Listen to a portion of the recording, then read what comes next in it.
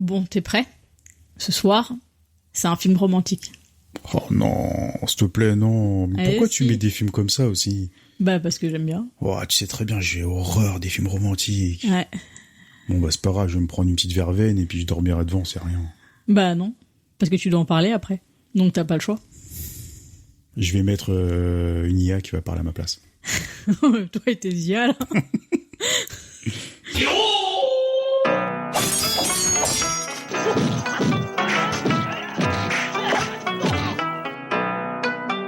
Nani? 俺は今日大変な一日でな。すこぶる機嫌が悪いんだ。 Hello, bienvenue sur la préséance.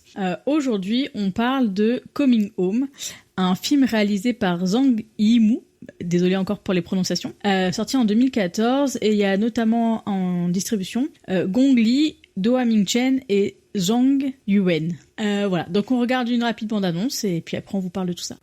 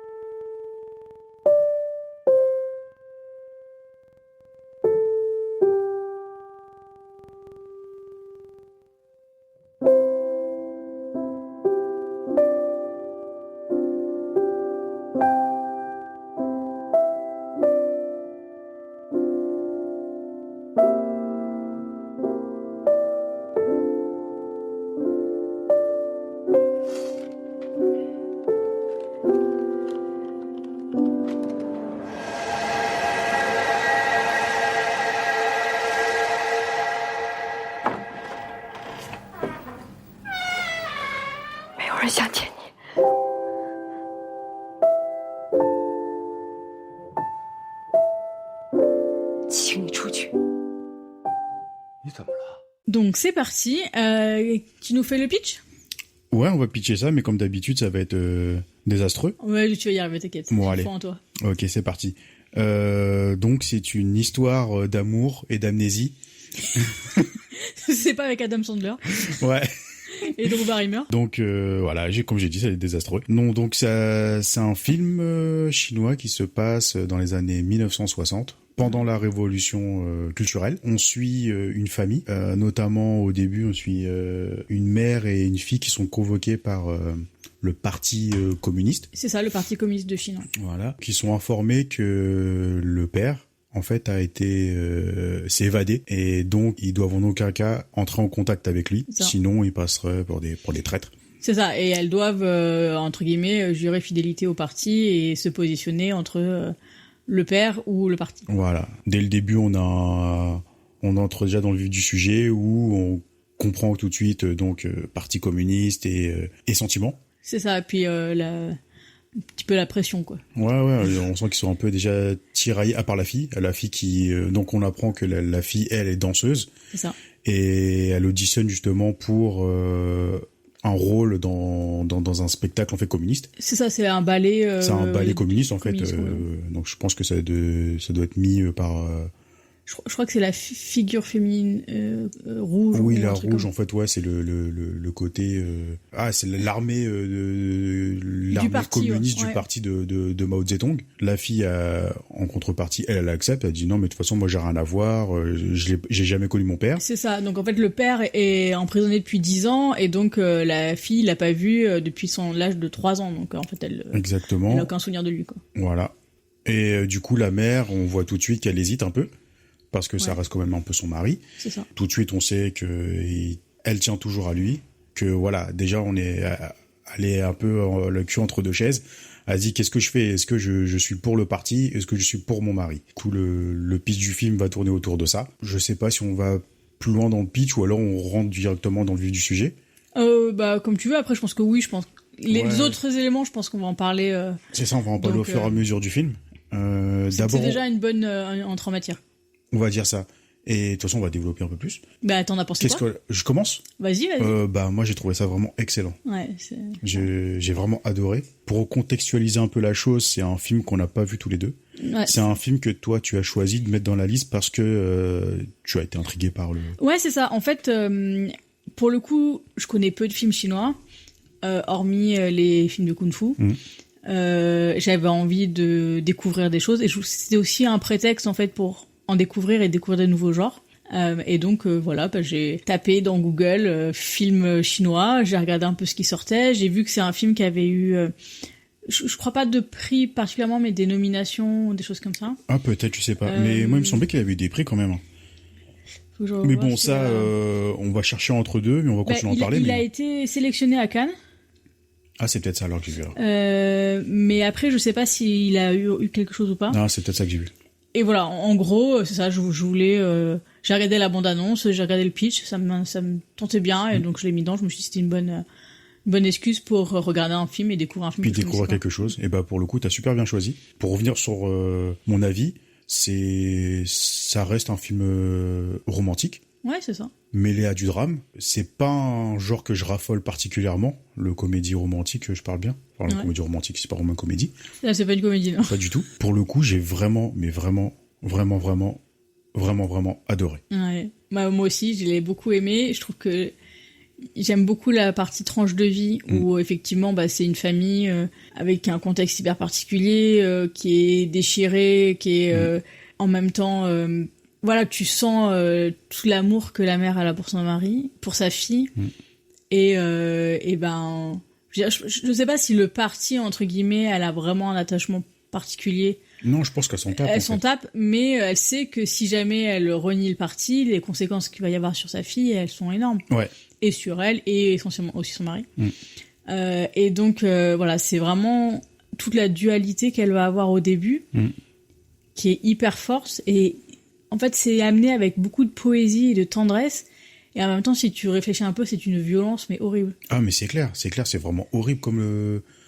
Ah, c'est une situation que j'aurais pas voulu vivre, quoi. Ah, mais c'est ça, Et en fait, tout le long du film, c'est ça, en fait. Elle a des situations qui amènent une violence psychologique énorme. On dirait puis des sentiments de déception, de frustration et tout, hyper forts. Et en même temps, tout est montré avec, une tendresse, je trouve...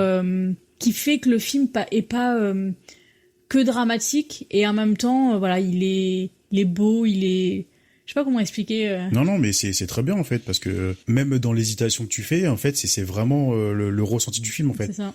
C'est un film d'hésitation aussi, c'est un film romantique, c'est un film poétique. Pour rentrer un peu dans le vif du sujet, on va dire que le film est divisé en deux parties. Une première partie où c'est juste l'intro du film, où en fait on explique un peu le contexte du film, où le père, on sait qu'il est évadé. On le voit dès le début. Oui, c'est la première scène. Voilà, donc on le voit qu'il erre dans les rues, qu'il essaie de retourner chez lui. Le domicile familial est surveillé par l'armée, justement. Enfin, je sais pas si c'est vraiment l'armée, mais c'est entre guillemets des communistes, en fait.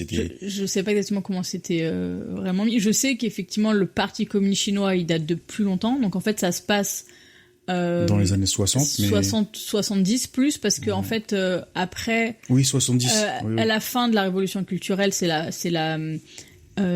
en 1976, donc c'est avec la mort de Mao Zedong, ouais. Et donc, comme il a été déjà enfermé, je crois qu'il parle de 10 ans, mais même je pense qu'il y a un moment, il parle de 20 ans. Oui, il parle de 20 ans, mais ça se passe... Bah, tu vas trop loin, là. Tu vas trop vite dans le film, en fait. Et donc... non, parce que j'ai eu un doute, là. Et donc, en fait, il y a la partie où ça va être... dans les années 73, je pense. Quelque chose comme ça. Peut-être. Vu qu'après, il y a 3 ans plus tard, et c'est la libération. Ouais. Donc, du coup, nous, on apprend dès le départ que la fille, justement, son père était emprisonné, elle avait 3 ans. Ouais. Quand on voit le père essayer de retourner chez lui, on voit que tout de suite, c'est une jeune fille, une jeune adulte. Donc, il s'est passé plus d'une dizaine d'années. Ouais, c'est ça. Donc du coup, la première partie est divisée en chasse à l'homme. On va dire limite un petit polar où justement tout se passe de nuit, où t'as le côté où le père il essaye de s'incruster incognito dans son immeuble, mais il voit que l'immeuble est surveillé par un membre du parti communiste. Au début, tu dis si tu rentres dans un petit truc un peu à à la Metal Gear, à la James Bond où ça, C'est comment ça. dire. Ah, faut faire le ninja, là. Ouais, c'est ça, où en fait, il va sur les toits, il scrute un peu, tout ça, tu dis, oh, ça a l'air d'être un film d'action, ou alors un film où ça va tourner beaucoup autour de l'infiltration et une partie de cache-cache, en fait. Ouais. Tout de suite après, le père se met en contact avec la fille, qu'il ne reconnaît pas, parce que sa fille a grandi et que lui et la petite fille, la fille ne connaissait pas son père. Elle en a déduit que c'était lui en rencontrant dans la cage d'escalier. Elle se doutait. Voilà. Et donc, du coup, elle a donné... Bon, on va passer un peu, tu vois, mais en gros, la scène d'après, en fait, c'est une scène de rendez-vous entre le mari et la femme, qui sont donnés rendez-vous à un endroit symbolique pour eux. Et donc, du coup, la première partie s'achève sur cette partie-là, où, justement, ils sont séparés à nouveau, parce que le père a été recapturé et remis... en détention. Je sais pas si c'est des prisons ou des camps de... Ouais, j'ai l'impression que c'est plus des camps parce qu'en fait, je crois qu'ils parlent d'une partie du nord-est ou un truc comme ça du pays. Donc je pense que c'est plus des camps où il y a de travail, quoi. Ouais, c'est ça. Et donc du coup, la fin de la première partie, c'est ça où on voit vraiment les familles se séparer. Et on saute dans le temps. Je sais plus, 10 ans? Non, c'est 3 ans. 3 ans là. Ah, 10 ans, c'est la première partie, oui. Ouais. Donc on passe 3 ans après où justement, Mao Zedong est mort. C'est la fin de la révolution culturelle. C'est ça. Et donc, du coup, tous ceux qui ont été en détention sont libérés. Et ils annoncent la libération à la fille et à la mère, justement, pour qu'ils viennent le chercher à la récupérer. Donc, c'est la fin, entre guillemets, de la guerre civile. C'est la fin du parti communiste chinois. C'est la fin... Alors, c'est la fin de la révolution culturelle, mais c'est pas la fin du Parti communiste chinois, parce que pour moi, il est encore... Non, oui, t'as raison, excuse-moi. J'ai pensé... Non, c'est moi qui ai mal pensé, excuse-moi. Oui, merci, très juste. On va dire que la guerre civile, entre guillemets, est terminée et que le parti a été dissous, plus ou moins, si on peut dire ça. Pour le coup, je connais pas assez bien. Pour moi, le Parti communiste de Chine, il est toujours en vigueur. Oui, il est toujours, mais moi, je pense que c'est d'après ce que j'ai compris, c'est le parti qu'ils appellent les Rouges. Ah oui, comment dire... J'ai plus le terme. Ouais, non mais si, c'est ça. C'est les 5 rouges, je crois. Oui, c'est ça. Et donc, du coup, ils ont été dissous. Tout revient à la normale, donc tout le monde est libéré. Chacun rentre dans son foyer. Sauf que Amour et Amnésie commence à partir de cette partie-là. C'est ça. Donc, la mère ne va pas chercher son mari à la gare. Et... je te laisse continuer. Et donc, en fait, on apprend que elle est amnésique. Et donc, elle ne reconnaît pas son mari. Son mari. Tout le reste du film, donc c'est les 1h30 du film, parce que l'intro a duré pas non plus... Ouais, je crois que ça doit être une demi-heure, 20 minutes, une demi-heure. Même pas. Enfin bref. La grande partie du film, en fait, c'est le mari qui essaie de se faire reconnaître par sa femme. Ouais. Donc on apprend qu'elle est amnésique, on ne sait pas pourquoi. Pour le savoir, faudrait regarder le film. C'est ça. Parce on va pas tout vous dire non plus. Parce qu'on va pas spoiler non plus, et ça vous avez l'habitude. C'est comme d'habitude. Et donc du coup, moi ce que j'ai adoré dans ce film-là, c'est toutes les petites situations où en fait le mari va essayer de se rapprocher de sa femme, de se faire reconnaître, alors que c'est paradoxal parce qu'en fait son amnésie est liée qu'à lui. Ouais. Il est parti tellement longtemps. Il est parti tellement longtemps parce que là on dit dans le film qu'ils se sont séparés pendant 20 ans en tout. Ouais, c'est ça. Donc 20 ans où tu vois pas une personne, tu ne vois même pas le visage. Même pendant la scène d'intro, en fait, on a même le doute où en fait il se voit de loin.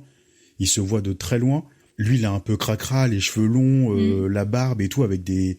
Voilà, on le reconnaît pas bien. Et donc du coup, t'as tout ce côté où nous on se dit pourquoi tu reconnais pas ton mari, qu'est-ce qui s'est passé, pourquoi t'es devenu amnésique.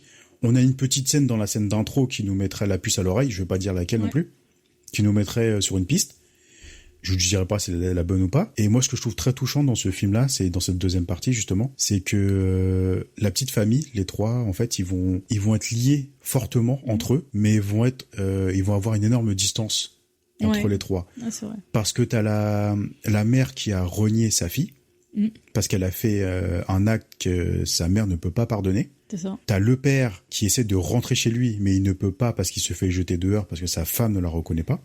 Ouais, c'est ça, en fait. C'est vraiment, il arrive au départ en tant qu'inconnu, quoi. C'est ça. Mais dans ce mal-là, en fait, t'as le côté où le père et la fille, justement, se rapprochent. Ouais. Et ça, je trouvais ça hyper touchant parce que, du coup, pour un père et une fille qui ne se sont jamais vus, qui ne se sont jamais connus. Ils commencent à tisser des petits liens entre eux, puis ils vont chacun s'aider entre dire bah tiens pour maman qu'est-ce qu'on peut faire, comment on peut faire pour qu'elle te reconnaisse. Ouais, ils se soutiennent et ils ont en plus une sorte de complicité qui arrive, comme si c'était au final jamais séparés quoi. Et c'est hyper touchant comme film. Moi, ce que j'ai beaucoup aimé, c'est justement dans les petites scènes où il essaye de retrouver sa femme, du moins que elle le reconnaisse, c'est le doute en fait dans son regard qu'elle va avoir. Tu sens le doute. Tu sens les quelques secondes où elle se dit si c'est ça, et en fait où après elle le reconnaît pas et donc forcément elle flippe un peu quoi. Elle a un mec qu'elle connaît pas qui arrive chez elle. Et puis bon, les acteurs sont incroyables. Le trio est excellent. Et notamment Gong Li et le père et la mère, ils sont vraiment très très bons. Ils sont vraiment très bons. Ouais. Et je serais incapable de dire si j'ai déjà vu des films avec eux. Le père, j'ai déjà vu dans des Infernal films. Affair. Ah, merci. J'ai regardé, j'ai merci. Googlé, Exactement. Et Gong Li, alors elle joue dans Mulan, mais c'est pas elle qui fait Mulan, elle joue dans La Cité Interdite, elle joue dans Épouse et concubine. Elle a une bonne filmographie aussi. Okay. Là, dernièrement, il y a Mulan et... Ah zut, je l'ai regardé il y a 2 minutes. Tant pis. C'est pas grave. C'est pas grave, il faudra regarder. On va réviser après. Mais elle a fait beaucoup de films. Ah oui, Mémoire d'une geisha. C'est celui-là que j'avais vu. D'accord, ouais, mais j'ai très peu de souvenirs de ces films-là. Mais pour les deux, c'est des seconds rôles et je crois que elle a fait quelques grands rôles principaux, mais on va dire les plus connus, c'est Épouse et concubine et La Cité Interdite. Ok. Est-ce que par hasard tu as regardé la filmographie du réalisateur? Non, pour le coup, j'ai pas du tout regardé. Parce que c'est vraiment un grand film. Ah oui, il est... Le réalisateur, le nom me dit rien du tout. Je sais pas si j'ai vu d'autres films de lui. Mais c'est d'une maîtrise incroyable. C'est magnifique, c'est poétique. C'est le genre de comédie romantique que j'aime bien parce qu'en fait, on nous prend pas pour des neuneux. Ouais. Et puis déjà, alors... Dans la comédie romantique, il y a souvent le code de la rencontre. Ouais. C'est-à-dire que c'est souvent des personnes qui ne se connaissent pas, qui se rencontrent, qui vont tomber amoureux, qui vont avoir un problème et qui vont après résoudre le problème. Là, pour le coup, ils se connaissent. Alors, il y a la retrouvaille, mais il n'y a pas de rencontre à proprement parler. Et moi, ce que je trouve qui est extrêmement bien joué par Gong Li, c'est que sans avoir vu, sans les voir ensemble, en fait, tu vois tout l'amour qu'elle a pour son mari. C'est incroyable. Alors qu'elle l'a pas vu depuis 20 ans, alors que, comment dire... elle est restée fidèle à lui. Voilà, et... Mais avec c'est pas juste par devoir quoi, c'est vraiment par amour. C'est que tu le vois et il va y avoir des scènes justement où ces expressions là vont toucher le mari et ça va être compliqué aussi après pour lui. Mais voilà, c'est vraiment très puissant et comme je dis tout à l'heure, c'est amené de manière hyper douce. Ouais. Donc c'est jamais dans larmoyant ou dans le il y a pas de pathos, il y a pas de cuculapraline, je trouve que c'est vraiment une comédie romantique qui a saisi le terme amour, en fait. Ouais, c'est ça. Le terme relation, le terme fidélité. Quand je disais qu'on nous prend pas pour des gnangnans, c'est ça, en fait. C'est le genre d'histoire d'amour réaliste. Que t'y crois. Ouais, complètement. T'y crois. Et contrairement à d'autres films, tu vois, là, je vais citer Tigre et Dragon parce que dans le podcast, c'est, entre guillemets, le seul histoire, le film d'amour qu'on a fait, où on avait dit que c'était, moi je trouvais que c'était niais, c'était un peu cucu, tout ça. Et là, mais pas du tout. Là, on est vraiment sur le genre de comédie romantique qui me touche moi, parce que c'est réaliste, c'est profond, c'est beau, tout simplement. Et franchement, j'ai vraiment adoré ce film. Alors, je suis en train de regarder sa filmographie et donc j'en ai mis d'autres dans la liste. J'ai mis notamment donc c'est lui qui a fait Épouse et concubine, qui a fait La Cité Interdite. Donc je pense qu'il doit bien aimer. Okay. Il a fait Le Secret des poignards volants et il a fait Kyuju que j'ai mis dans la liste aussi. Donc il a fait un peu tout quoi, c'est un peu éclectique. Ouais, il a fait Héros et Le Shorgo Rouge, et Shadow. Héros avec Jet Li. Je crois, de 2002. Ah oui, ça doit être ça, c'est celui avec Jet Li. Ouais, c'est ça. Ouais. Ah bah ça a rien à voir avec Coming Home. Non, je pense qu'il a fait des choses très différentes parce que même Le Secret des poignards volants et tout. C'est des grands écarts à chaque fois. Des grands écarts. Ouais. Je sais pas. Après, je connais pas tout assez, mais oui, pour entre le coup, Secret des poignards volants et Coming Home, oui, c'est un grand écart. Par contre, alors moi, pour le coup, Épouser concubine, je l'ai vu, et c'est effectivement un très très beau film. Moi, je crois que je l'ai. Je crois qu'on l'avait vu. Je crois que ouais, ça me parle. Et donc ouais, il a par contre fait des grands films qui ont du moins eu. Oui, c'est pas un petit réalisateur, quoi. Tu le sens. De toute façon, ça se voit à l'image. Hein. Ouais, c'est ça. Honnêtement, la réalisation est ultra léchée. Ouais. Bah, c'est super beau, mais ça en fait pas des caisses. Non, c'est clair. Tu vois, c'est ça, c'est que ça reste dans la contemplation et tout, et c'est pas en mode de genre époustouflant dans le sens il faut grandiose, quoi. Tu vois, des paysages de fou et tout. C'est très intimiste, et en fait, ça me fonctionne. Non, c'est juste. Voilà, ça fonctionne super bien parce que c'est le sujet principal du thème, quoi. C'est l'intimité d'une famille qui. Le réalisme. Ouais. Et non, j'ai rien à dire. Ouais. Honnêtement, j'ai rien à dire sur ce film. Et le quartier, moi, il me donne trop envie. Ouais. C'est un tout petit quartier. La reconstitution, elle est magnifique. Ça donne trop envie d'aller visiter, quoi. Tu vois, de voir où c'est. C'est c'est vrai ce que tu dis. Le côté dépaysement, justement, de cette partie des années 70, m'a vachement attiré. Je trouve que c'est une... Alors moi, j'ai peut-être pas vu dans d'autres films, mais cette partie-là des années 70 dans le cinéma, je l'ai pas vue dans d'autres films, en fait. Ouais, moi, j'ai pas de souvenir non plus. C'est qu'on a souvent aussi bien fait. La partie vraiment médiévale. Ou alors, c'est des reconstitutions un peu mal faites, un peu CGI, un peu mélange moderne et d'époque, tu vois, t'as peut-être manque de moyens. Mais là, je sais pas, ça fonctionne, j'y crois. En fait, j'y crois. Ouais, complètement. Et non, il est vraiment incroyable, ce film. J'ai pas grand-chose d'autre à dire, en fait. Ouais. Le film est tellement beau et tellement magnifique que allez le voir et c'est tout. Ouais, franchement. Franchement, c'est moi, comme je l'ai dit, moi-même qui suis pas adepte de comédie romantique, des films romantiques. De films romantiques. Waouh, celui-là, il est bluffant. Mais il est vraiment bluffant. Et pourtant, il y a rien d'extravagant, il y a rien d'exceptionnel.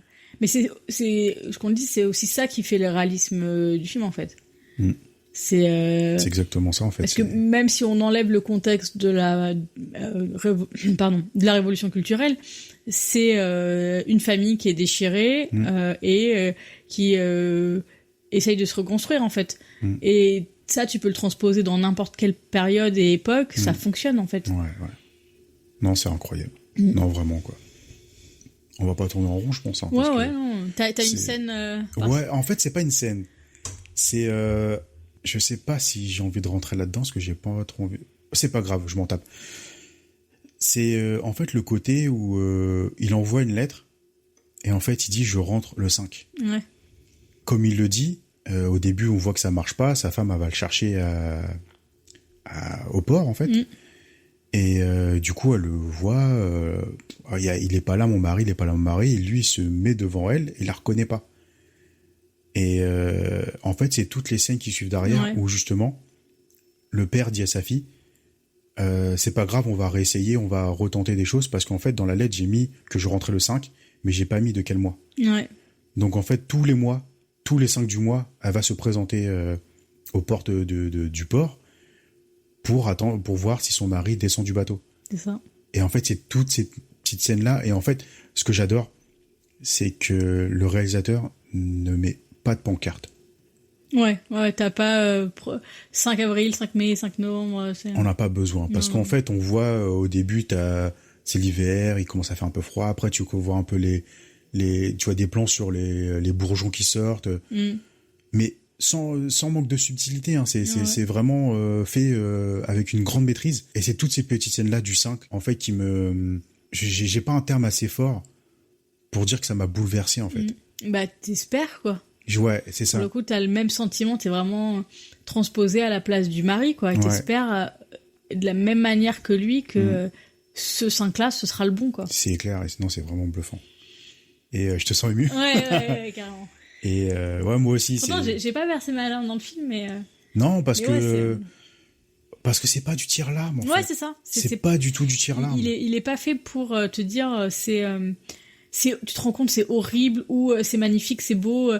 C'est vraiment, voilà... Je vous montre... Je vous raconte une histoire. Je vous raconte l'histoire de cette famille-là. Je vous montre une famille.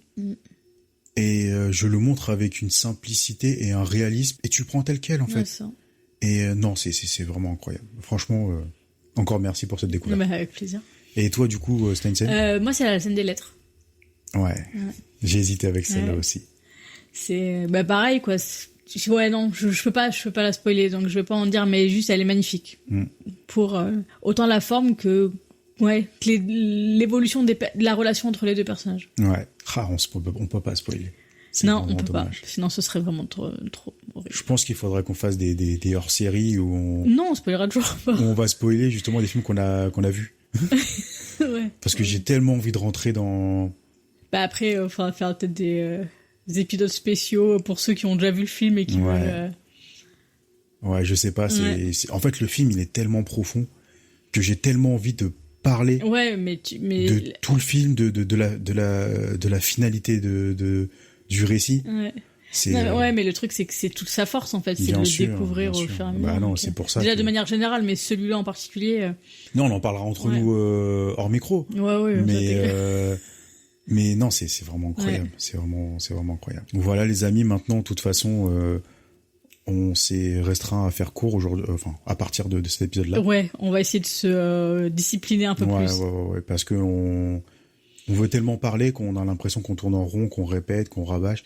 Et non, on va aller au plus simple. On va essayer de vous donner envie plus Ouais. rapidement possible. Et j'espère que ça va marcher. Ouais. Et puis, dites-nous aussi si ça vous plaît plus dans ce format-là ou pas. Donc, j'allais dire coming out. Coming home, Ouais. foncez. Ouais, C'est franchement, vraiment incroyable. il est C'est magnifique. vraiment incroyable. Est-ce qu'on a dit l'année du film? C'est C'est 2014, je crois. ouais, je le savais même pas moi-même. Je revérifie parce que je veux pas être... C'est ça, 2014. 2014. Ok. Ouais, bah voilà, c'est superbe réalisation, super Ouais. film. Vraiment. Foncez, allez regarder ça. Disponible un peu partout en VOD. Ouais, c'est ça, Amazon Prime. Amazon je crois. Prime, Là, on l'a Univers vu au Ciné, Il est sur YouTube aussi. même et sur Google Play. Ciné. Ouais, Il est un peu partout en VOD pour 3 balles, ouais c'est un ça. truc comme ça. 3-4 euros. Franchement, si vous aimez le romantique, il faut foncer dedans, mais les yeux fermés. Ouais. Si vous êtes comme moi, vous êtes un peu réticent sur ce genre-là, honnêtement, écoutez-moi, foncez vraiment, quoi. Ouais. Ah non, Foncez vraiment. Moi qui suis vraiment réticent à ce genre de cinéma-là, là, j'ai vraiment, mais vraiment adoré. tant mieux. Fin de Coming Home. Yes. Recommandation? Ouais. Tu commences? Ouais. Moi, je vais parler d'une bande dessinée que j'ai lue aujourd'hui. Et qui va parler d'amnésie, entre guillemets, puisque c'est sur une femme qui a Alzheimer. Donc, c'est une femme qui a 80 ans, qui est en maison de retraite, machin. On est dans le thème, là. On est dans le thème. En fait, sa mère, le personnage principal, c'est Clémence, c'est elle qui raconte l'histoire, c'est la narratrice, et donc sa mère et elle, ils sont appelés à la maison de retraite pour dire que la grand-mère s'est encore fuguée et que là, c'est soit il la récupère, soit il donne des médicaments à la grand-mère pour l'assommer, quoi. Et en fait, elle part parce qu'elle veut retourner à la maison de ses parents. Parce dans sa tête, elle a 20 ans, la grand-mère, et donc elle veut rentrer chez elle. Et elle s'inquiète que ses parents la voient pas revenir, en fait. Ok. Donc c'est pour ça qu'elle fugue. Et donc en fait, Clémence va la kidnapper pour la faire, la libérer plutôt, et l'emmener chez ses grands-parents. Donc l'ancienne maison de c'est la maison de ses arrière-grands-parents. Et il y a toute la notion de la mémoire, de l'héritage qui est laissé de génération en génération dans la famille, des lieux d'enfance. Donc il y a une relation très compliquée entre Clémence et sa mère. Et voilà, c'est vraiment la partie sur comment gérer quelqu'un qui te reconnaît pas ou qui se souvient de toi une fois sur deux ou qui a des crises en fait où elle va être pas du tout dans le moment présent. Et au contraire, après, comment ça se passe quand elle retrouve la mémoire et elle se resitue bien. Et puis après, justement, tous les souvenirs de famille, tout. Et c'est très bien. Les dessins sont assez simples, mais en même temps, ils sont hyper efficaces et ils permettent vraiment Ils sont très beaux, mais tout en simplicité, donc je trouvais que c'était assez dans le thème. Voilà. Ouais, c'est vrai que. Et j'ai pas dit que ça s'appelait. Ça s'appelle Ne m'oublie pas. Ok. Donc, comme d'habitude, dans la description, on mettra l'édition, le titre. Tout ça. Tout ce qu'il faut pour le retrouver. Tout ce qu'il faut pour que vous alliez écouter ça. Enfin, écouter ça, non. Lire ça, pardon. Et voilà, très bien. Et toi? Moi, ça va être une recommandation un peu personnelle. Ouais. Si mes calculs sont bons, parce que comme on vous a dit, on a un peu d'avance dans les podcasts, normalement, au moment où vous allez écouter ça, il y a mon manga qui sera publié. Ouh, allez voir ça. Donc, comme on vous a dit, nous, on vient du milieu de la bande dessinée à la base. On est au Québec aujourd'hui et j'ai eu l'opportunité de participer à un concours de dessin et donc de dessiner des premières pages pour ce concours. Ouais, un chapitre complet, hein, pas juste quelques pages. Une vingtaine de 25 pages. Ouais. Et donc, du coup, j'ai eu l'opportunité, on m'a proposé d'être publié dans un nouveau magazine québécois qui s'appelle Isekai Touch. Et pour ceux qui connaissent un peu l'univers du manga, c'est un peu l'équivalent du Shonen Jump au Québec. En fait, bon, ça sera pas toutes les semaines parce que au Japon c'est des sauvages, c'est des barbares sur le dessin. C'est clair. Alors on va contextualiser un peu la chose. Le Shonen Jump, en fait, c'est plusieurs auteurs de manga qui publient chaque semaine leur nouveau chapitre de leur série. Isekai Touch, maison d'édition au Québec, ont voulu reprendre ce principe-là. Et ils vont proposer des histoires courtes ou des histoires chapitrées, selon les histoires, tous les 2 mois. Oui, ils pensent un peu à la santé de leurs auteurs et de leurs autrices. Ils se sont dit, on va essayer de les garder un peu sur le long terme. Puis on est un peu moins bourrin que les Japonais aussi, au niveau dessin. Mais et donc du coup, à la date de la sortie du podcast, le numéro 1 du magazine Isekai Touch sera sorti. Ouais. Et à l'intérieur, il y aura le premier chapitre de mon histoire. Ouais, donc là, c'est le moment où tu dois parler de ton histoire, pas juste qu'elle est sortie, en fait. Il faut que je parle de mon histoire ? Ouais. Ok. Tu veux que je pitch moi ou c'est... Ouais, tu vas mieux, j'arrive pas à pitcher mon histoire. Donc, c'est l'histoire d'un jeune garçon qui a une analgésie congénitale, si je n'ai pas fait de yaourt dans le nom, qui est une maladie qui lui permet ou qui l'oblige à pas sentir la douleur. Donc, en fait, il ressent rien physiquement. Et donc, il est harcelé à son école. Et il y a un jour une météorite qui tombe sur la Terre. Et il y a un peu plein de rumeurs qui diraient que la météorite serait magique et donc permettrait de pouvoir exaucer des vœux. Donc, il y va pour pouvoir ressentir la douleur. Et à partir de là, il se passe plein de trucs. Voilà, donc le premier chapitre, on va vraiment entrer dans le côté où en fait notre héros va aller jusqu'au rocher pour voir s'il existe vraiment, s'il exauce vraiment des vœux, s'il est vraiment magique. Et puis après, maintenant, il faut acheter, donner l'argent. Voilà, donc je crois qu'il y a un système d'abonnement. Bon, ce sera tout sur Isekai Touch. Oui, donc pas de souci pour les Français. Ouais, ils livrent partout. Ils livrent partout dans le monde. Si vraiment vous êtes intéressé par le manga francophone, si vraiment c'est quelque chose que vous voulez voir se développer, moi personnellement c'est un truc qui me tient vraiment à cœur. Moi le fait d'être lu, ça me fait déjà plaisir. Mais moi ce qui me fait le plus plaisir en fait c'est de participer à quelque chose qui va permettre à des francophones, même anglophones, parce que ça va être des histoires qui vont être traduites pour les Français aussi. Les Anglais. Les Anglais et les Français. Parce que les histoires vont être traduites dans les 2 sens. Ah, il y a plusieurs langues de départ. Pour le moment, non. Okay. Pour le moment, on est 6 auteurs, je crois. 6 auteurs, donc il y aura 6 histoires. Je sais pas si c'est des histoires finies. Moi, ça sera le premier chapitre. Je vais proposer d'autres chapitres. Dans ma ligne d'écriture actuellement, je pourrais fournir une 12aine de chapitres. Donc il y a de quoi faire. Ouais. Et pour vous donner un peu l'eau à la bouche, vous pouvez aller voir la page Instagram d'Isekai Touch, où il y a des premières pages, il y a les croquis qui ont été postés, donc vous pourrez voir un peu à quoi ça va ressembler. Voilà. Et puis aussi après, allez voir le compte Instagram de Nico. Et voilà, je vous donne un peu mon Instagram aussi, parce que du coup vous êtes sur la préséance. J'ai une autre page Instagram où justement je poste mes dessins. Et si vous, là, dans pas longtemps, ça va revenir parce que je vais reprendre justement pour le chapitre 2. J'ai déjà commencé à penser à l'écriture du chapitre 2. J'ai commencé un peu à rusher le truc. Donc, il va y avoir des petits estampes par-ci, par-là. Donc, ma page Instagram, c'est NicoNRCD. Venez dessus et puis vous verrez un peu tout ce que je peux proposer et des actualités sur le magazine. Toute objectivité, c'est très bien. C'est top. Je kiffe. Merci. Donc, voilà. Allez-y, c'est trop bien, vous ratterrez. Donnez-nous de la force. Enfin, pour moi, je vais le redire un peu, mais faites-le pour le manga francophone, en fait. Ouais, non, je suis d'accord. parce que moi, j'ai 38 ans. C'est une passion depuis que je suis quasiment né. Je crois que je suis né avec un manga dans la main. T'aurais bien aimé. Hein. J'aurais bien aimé. Et aujourd'hui, avoir ce genre de magazine qui donne l'opportunité à des vieux et jeunes de pouvoir être publiés, moi, ça me touche énormément parce que je sais que derrière, il y a une génération qui va arriver ou qui est déjà en place et qui a envie de dessiner, de faire du manga. C'est peut-être des amis à vous, c'est peut-être des membres de votre famille. Donnez-leur cette force-là. N'hésitez pas aussi, si vous connaissez du monde qui veut publier quelque chose, de contacter Isekai Touch, parce que le but aussi, c'est de ramener de nouveaux auteurs, une jeunesse, une vieillesse, n'importe quoi, quelqu'un qui propose quelque chose d'intéressant. Ouais.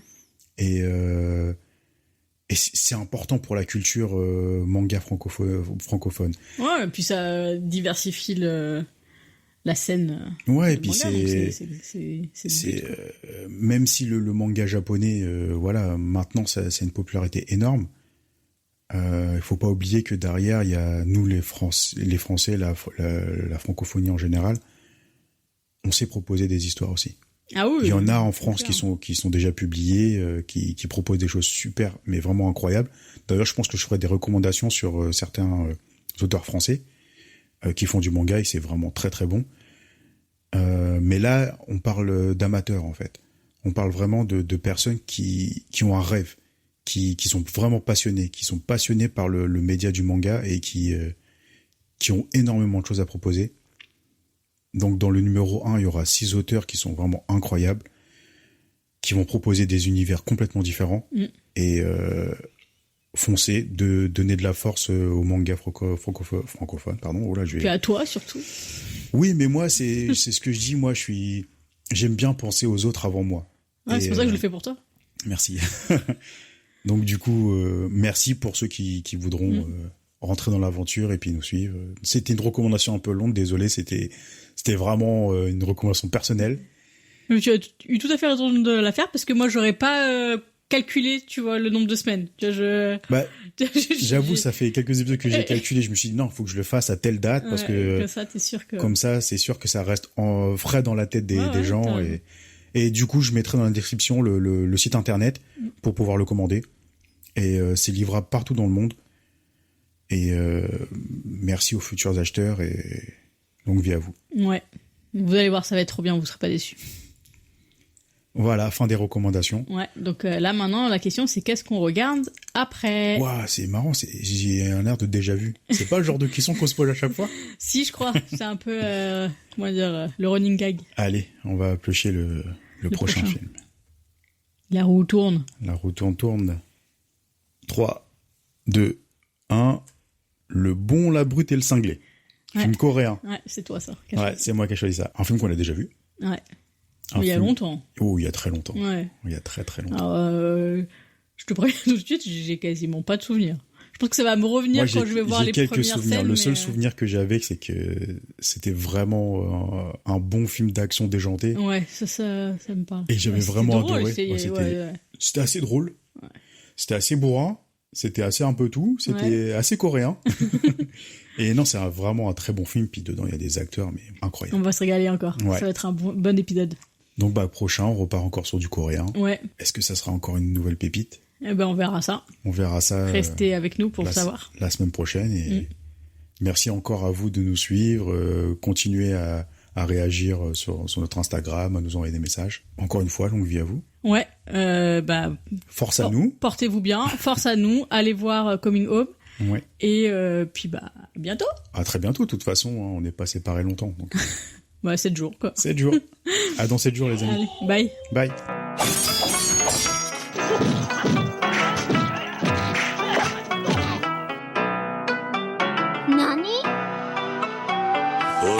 大変な一日でな、すこぶる機嫌が悪いんだ。